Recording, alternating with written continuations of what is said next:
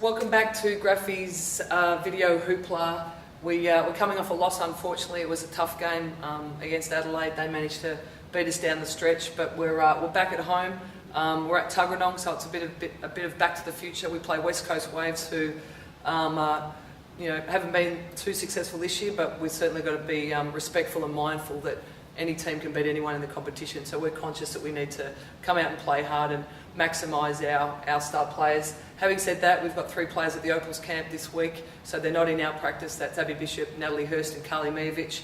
We'll have them back with us on Friday when we practice before the game on Saturday, which is at Tuggeranong, our old venue, at 6 o'clock. So it'll be interesting to get back there with the crowd right on top of us. But West Coast have got, they've had some injury bumps this year, but they've got a young player, Natalie Burton, and another young post, Darcy Garvin, who have been both part of the Opal squad and national junior teams, and they'll have their hands full with Abby Bishop. So some of the things we're likely to see, we'll talk today about some post defence and how teams sometimes play star post players, and certainly Abby Bishop's been getting a fair bit of this attention across the league this year, being that she was Player of the Week 2 weeks ago, and she's a London Olympian and an All-Star. So we'll have a look at some of the things that might happen to Abby Bishop this weekend. And obviously we like Abby to play, or Alex Button, post players, to play somewhere in this area offensively. So if they can, as close to the basket, or we call it a deep catch, as close to the basket as they can, and then if not, they come to this position, which is called the low post.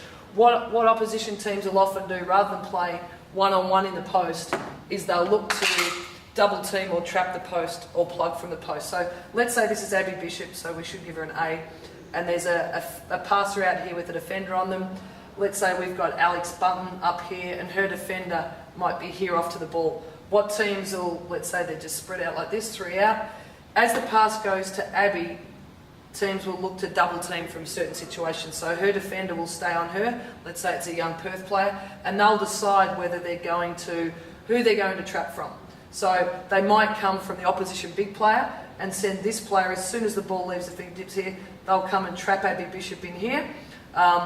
Abby's then got to counteract that, either by turning and shooting. We'll often dive then Alex Button to the rim and try and feed it to her, and we'll move our shooters like Jess Bibby or Nat Hurst around from the ball. So a trap in the low post is likely what we'll see from West Coast Waves.